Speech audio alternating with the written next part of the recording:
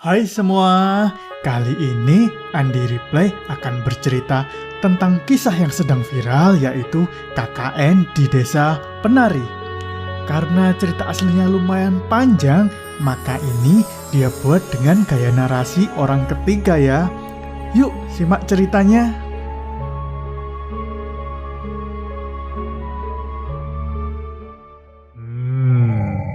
Sebelum nonton, jangan lupa klik subscribe dan loncengnya ya. Diceritakan ada 6 mahasiswa dan mahasiswi yang akan melakukan KKN atau kuliah kerja nyata.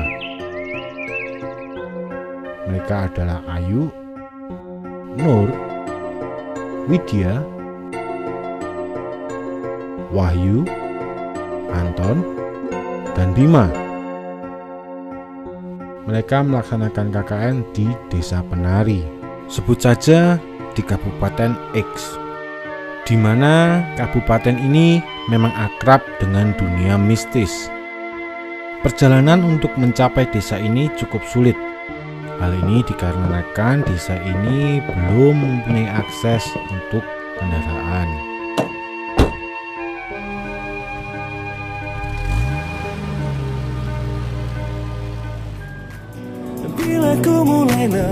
Karena perjalanan yang cukup panjang, Nur asik mendengarkan musik lewat Spotify. Nah, Tokopedia kasih promo spesial nih. Buat kalian yang mau langganan Spotify, pakai promo kode Topet Spotify. Bisa dapat cashback sampai dengan 15.000 loh. Buruan ya, berlaku hanya sampai 30 September aja nih. Syarat dan ketentuannya lihat di deskripsi ya.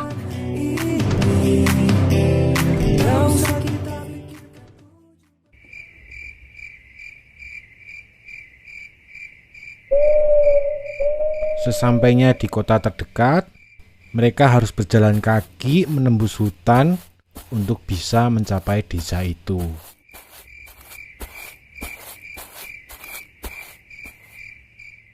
Di tengah perjalanan menuju desa itu, tiba-tiba Nur melihat seorang wanita cantik menari di tengah hutan.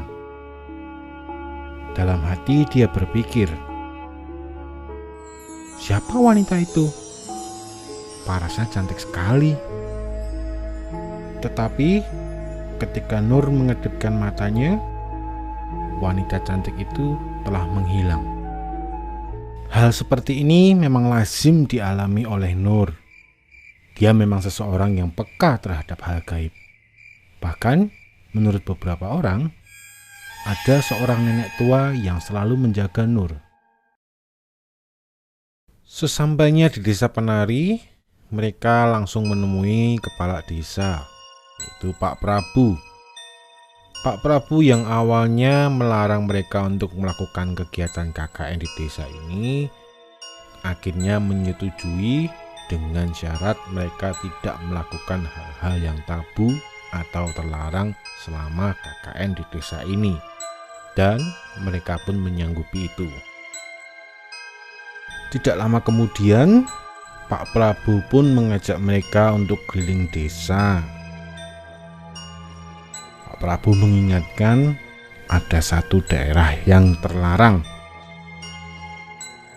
Mereka tidak diperkenankan untuk memasuki area tersebut. Nur dan Ayu melihat ada sesuatu yang janggal. Mereka melihat sebuah batu yang ditutupi kain dan ada beberapa sesajen di sekitarnya. Tetapi hanya Nur yang melihat bahwa ada sesosok genderuwo yang berdiri di samping batu.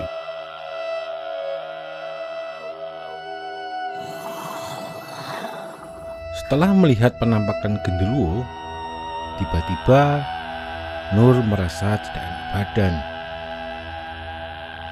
Kemudian dia meminta izin kepada kepala desa untuk kembali dulu ke penginapan. Nur ditemani Bima untuk kembali ke penginapan. Sementara Pak Prabu dan lainnya meneruskan perjalanan untuk berkeliling desa dan bertemu dengan warga yang lain. Pak Prabu juga mengenalkan mereka dengan sesepuh desa ini. Tidak ada yang tahu namanya, hanya biasa dipanggil Mbah Buyut. Singkat cerita, setelah mereka melakukan KKN selama 2 minggu di desa ini, banyak kejanggalan-kejanggalan, hal-hal gaib yang mereka alami. Seperti ketika tiba-tiba Widya berteriak dan lari keluar dari kamar, seolah-olah dia ketakutan dan melihat sesuatu.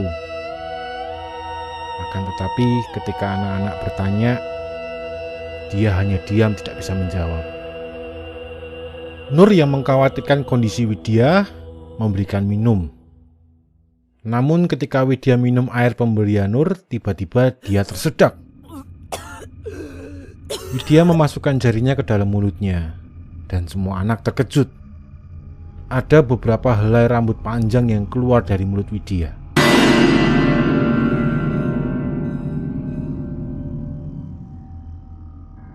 Setelah semua anak tenang, Wahyu kemudian bercerita. Kalau menurut orang tua, apabila kita minum air lalu ada rambut di dalamnya, maka itu pertanda kalau dia sedang diincar oleh makhluk gaib atau mau disantet. Namun, petaka berujung tragedi maut itu berawal ketika Wahyu bercerita kepada Nur bahwa dia sering melihat Bima malam-malam keluar dari penginapan dan entah pergi kemana. Dan tidak cuma itu saja, bahkan Bima terlihat menabur bunga dan memasang sesajen dengan foto Widya. Nur yang kenal baik dengan Bima meragukan cerita Wahyu, karena menurut Nur, Bima itu sosok yang agamis. Dia tidak mungkin berbuat macam-macam. Namun sikap Nur mulai berubah ketika suatu hari ia tidak sengaja melihat Bima dan Ayu bertengkar.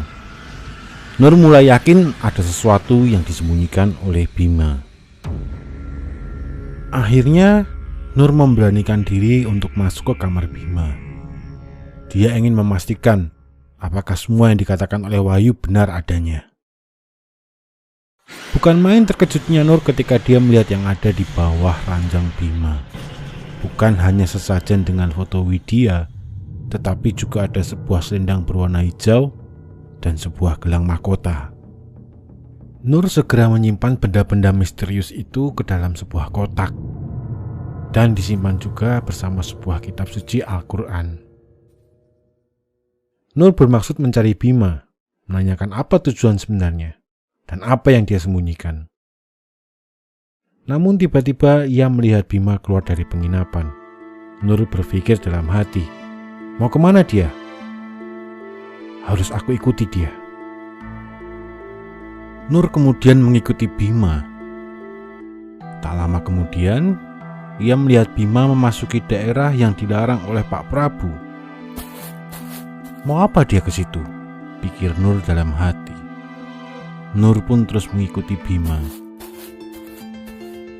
Setelah Nur memasuki area terlarang itu, yang dia lihat hanyalah semak belukar dan pepohonan. Nur kehilangan jejak Bima. Nur sejenak mengurungkan niatnya untuk terus mengikuti Bima. Namun, rasa ingin tahu yang teramat sangat membuat Nur meneruskan mencari Bima. Bukan main terkejutnya Nur ketika dia sampai di sebuah pondok dan melihat Bima dan Ayu sedang melakukan perbuatan zina. Ternyata inilah alasan Bima sering keluar malam-malam entah kemana. Nur yang penuh dengan emosi langsung melabrak Bima dan Ayu. "Kalian bejat!" seru Nur. Bima dan Ayu terkejut bukan main. Mereka langsung memakai baju dan mencoba menjelaskan kepada Nur. Tetapi Nur yang sudah terlanjur emosi tidak mau mendengarkan mereka. "Pokoknya kalian ikut aku pulang sekarang ke penginapan. Besok kita akan ke rumah kepala desa dan meminta maaf." Sesampainya di penginapan, Nur bertanya kepada Bima, apa tujuannya menyimpan sesajen, selendang berwarna hijau, dan mahkota gelang itu. Bima pun menjelaskan bahwa sebenarnya Bima memang sejak awal menyukai Widya, dan ia berusaha memelet Widya dengan benda-benda itu. Gelang mahkota itu Ayu yang memberikan kepada dirinya. Katanya, benda itu bisa membuat wanita menyukai Bima. Lalu selendang berwarna hijau ini Bima hanya berkata bahwa itu milik Ayu. Karena malam sudah semakin larut, Nur pun mengurungkan niatnya untuk bertanya kepada Ayu. Ia memastikan dalam hati bahwa dia akan meminta Ayu menjelaskan semuanya besok pagi. Menjelang subuh, tiba-tiba Widya terbangun oleh alunan musik gamelan. Kilas ia melihat sosok yang mirip dengan Ayu pergi meninggalkan penginapan. Seperti terhipnotis, Widya pun mengikuti sosok itu. Sampailah Widya pada sebuah sendang atau kolam pemandian. Widya melihat ada seseorang yang sedang menari di sana. Dan ternyata itu adalah Ayu. Seekor ular putih melingkari tubuh Ayu. Dan Widya melihat sekelilingnya. Ada banyak makhluk gaib yang mengelilinginya. Widya menatap wajah Ayu. Raut wajah Ayu menunjukkan kesedihan yang mendalam. Dan seolah-olah menyuruh Widya untuk lari dari tempat itu. Tanpa berpikir panjang, Widya pun segera lari kembali ke desa. Alhamdulillah, akhirnya ketemu. Begitulah suara yang pertama kali Widya dengar ketika ia sampai kembali di desa. Widya kemudian ditemani seorang warga kembali ke penginapan. Di tengah perjalanan, bapak itu berkata, "Yang kuat ya, Nduk." Widya pun kebingungan. Ada apa ini? Sesampainya di penginapan, Widya mendengar suara Nur menangis memanggil-manggil nama Ayu dan Bima. Dan terlihat juga ada Pak Prabu dan Mbah Buyut. Di tengah kebingungan Widya, Wahyu pun menjelaskan kepada Widya bahwa semua warga desa telah mencari Widya sejak subuh hingga menjelang maghrib. Bukan main terkejutnya Widya, karena menurut Widya, dia hanya pergi tidak lama. Widya lebih terkejut lagi ketika melihat kondisi Ayu dan Bima di dalam penginapan. Ayu terbujur kaku dan Bima kejang-kejang. Pak Prabu dan Mbah Buyut menyusul ke dalam penginapan. Akhirnya Pak Prabu menjelaskan bahwa di desa ini mempunyai tradisi. Setiap tahunnya mereka melakukan tarian yang dilakukan oleh seorang gadis yang masih perawan untuk para penunggu desa ini, dengan tujuan menolak bala atau musibah. Tetapi seiring berjalannya waktu, tradisi itu berubah. Gadis yang menari kemudian dijadikan tumbal. Mbah Buyut menambahkan bahwa penunggu desa ini sepertinya sejak awal mengincar Widya atau Ayu. Karena Ayu dilindungi oleh sesosok nenek tua, akhirnya mereka mengincar Widya. Sedangkan Ayu dan Bima hanyalah perantara. Selendang dan gelang mahkota itu pemberian penunggu desa ini untuk mempengaruhi Widya. Tetapi karena jatuh ke tangan Ayu, maka benda-benda itu tidak ada pemiliknya. Sehingga akhirnya Ayu yang menjadi tumbal. Sedangkan Bima, sepertinya sekarang Bima terjebak di antara dunia ini dan dunia gaib, karena dia telah melakukan perbuatan terlarang di desa ini.